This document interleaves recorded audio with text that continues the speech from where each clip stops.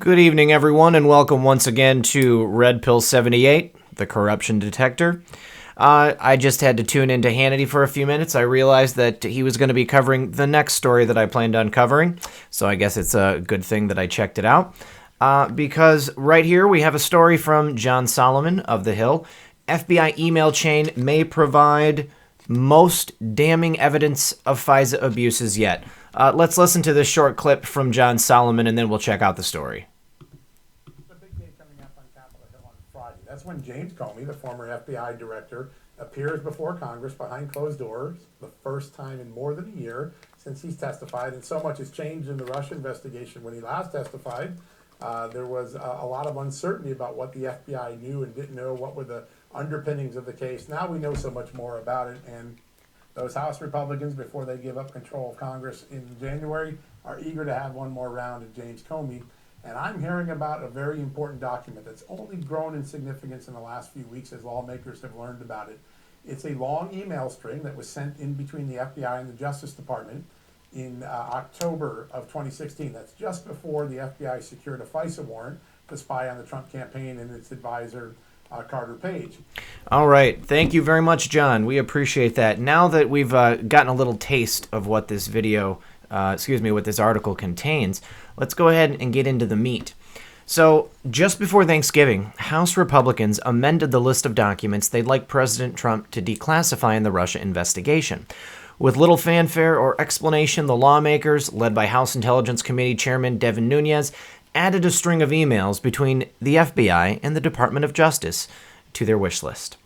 Sources tell John Soloman that the targeted documents may provide the most damning evidence to date of potential abuses of the Foreign Intelligence Surveillance Act, evidence that has been kept from the majority of members of Congress for more than 2 years.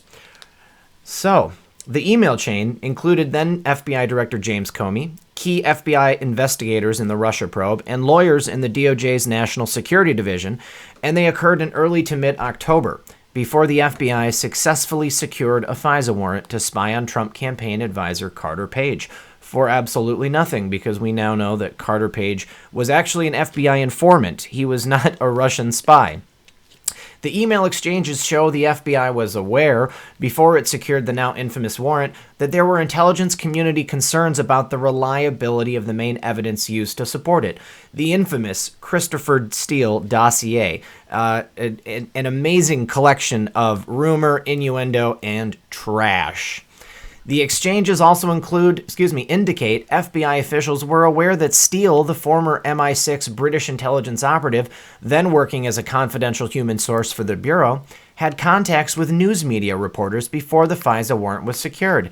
This was great because what Christopher Steele did was he made up the dossier. He then leaked portions of it to the news media, and then they used those reports in the news media to substantiate the claims in the dossier, which allowed them to go in and get the FISA warrant so that they could spy on Trump and everybody in his transition team, and then probably people into his active administration.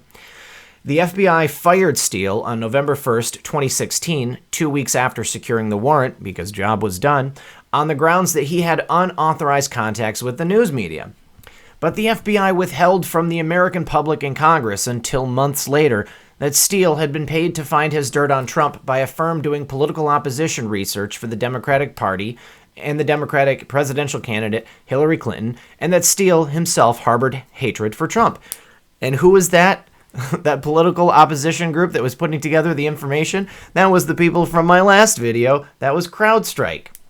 If the FBI knew of his media contacts and the concerns about the reliability of his dossier before seeking the warrant, it would constitute a serious breach of FISA regulations and the trust that the FISA court places in the FBI. That's because the FBI has an obligation to certify to the court before it approves FISA warrants that its evidence is verified, and to alert the judges to any flaws in its evidence or information that suggests the target might be innocent, both of which they failed to do. They knew what they had was a pile of hot, stinking garbage, and they never told anybody about it, except maybe each other. We now know that FBI used an article from Yahoo News, which I was just mentioning, as independent corroboration for the Steele dossier, when in fact Steele had leaked to the news outlet. If the FBI knew Steele had that media contact before it submitted the article, it likely would be guilty of circular intelligence reporting, which they are definitely guilty of, a forbidden tactic in which two pieces of evidence are portrayed as independent corroboration when, in fact, they originated from the same source. These issues are why the FBI email chain, kept from most members of Congress for the past 2 years, suddenly landed on the declassification list. The addition to the list also comes at a sensitive time, as House Republicans prepare on Friday to question Comey, who signed off on the FISA warrant while remaining an outlier in the intelligence community about the Steele dossier. So excited to learn that James Comey is definitely going to be testifying before before Congress after having his postponement put in because he was first trying to fight it in court, and then, of course, because of the death of 41. Most intelligence officials, such as former CIA Director John Brennan and former Director of National Intelligence James Clapper, have embraced the concerns laid out in the Steele dossier of possible but still unproven collusion between the Trump campaign and Russia.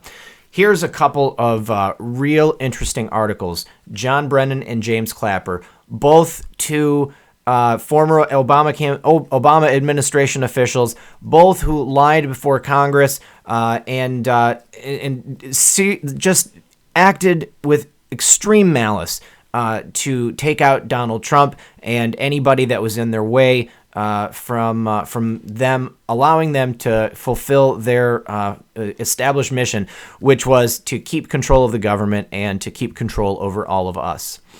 Yet 10 months after the probe started and a month after Robert Mueller was named special counsel in the Russia probe, Comey cast doubt on the Steele dossier, calling it unverified and salacious in sworn testimony before Congress. Of course, after he used it to secure some FISA warrants so that he could spy on Trump. This is Comey trying to wash his hands of it and make it look like he's a Boy Scout, when in fact he's just a dirty, dirty individual. Former FBI lawyer Lisa Page further corroborated Comey's concerns in recent testimony before House lawmakers, revealing that the FBI had not corroborated the collusion charges by May 2017, despite 9 months of exhaustive counterintelligence investigation.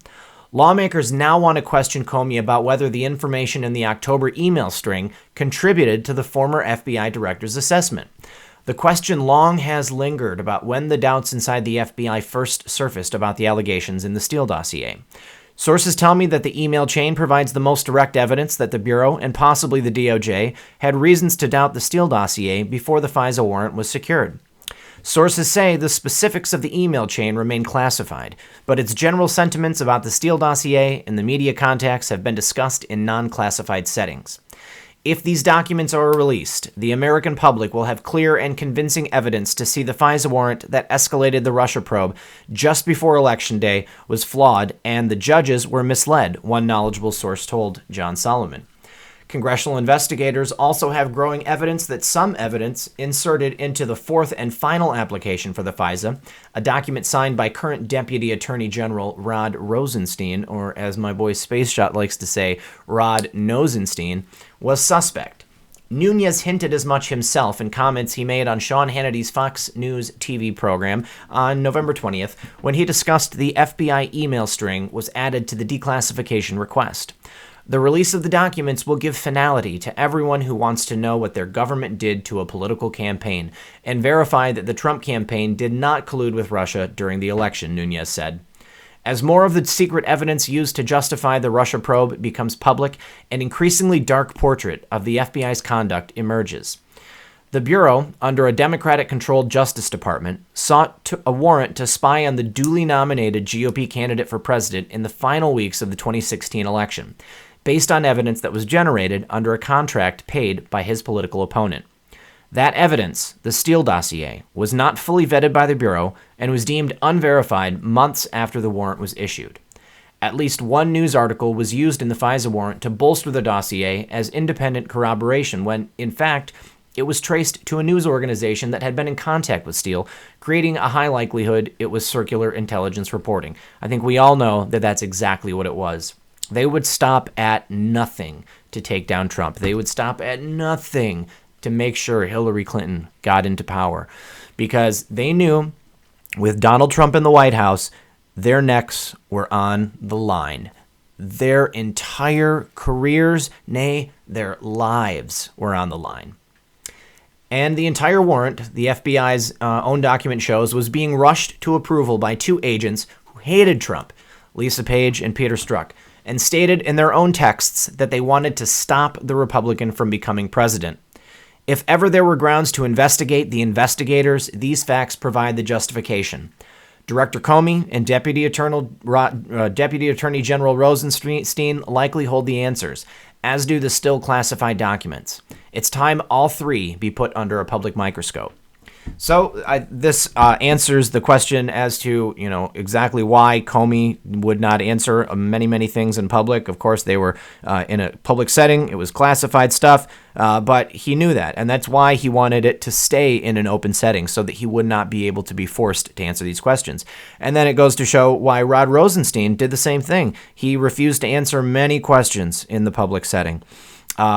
So yeah, these guys are now at the tip of the spear. They are about to be driven through, and it is an exciting time to be alive. I cannot wait to see what comes of James Comey's testimony, and I cannot wait to see what comes from the information in my next story. This is going to be a follow-up on the report I did the other night about the Panama Papers investigation and the banks that have been brought into the limelight and their misdeeds coming under the public scrutiny. Thank you so much for tuning in. Thank you once again if you've come here from Space Shot 76 channel. If you have anything you'd like me to cover, or if you'd like to ask any questions, or you have any comments or concerns, please leave it in the comments below. Please like this video. Please share it. Please subscribe if you have not already. Thank you very much to everyone who has, and I wish everyone a good night.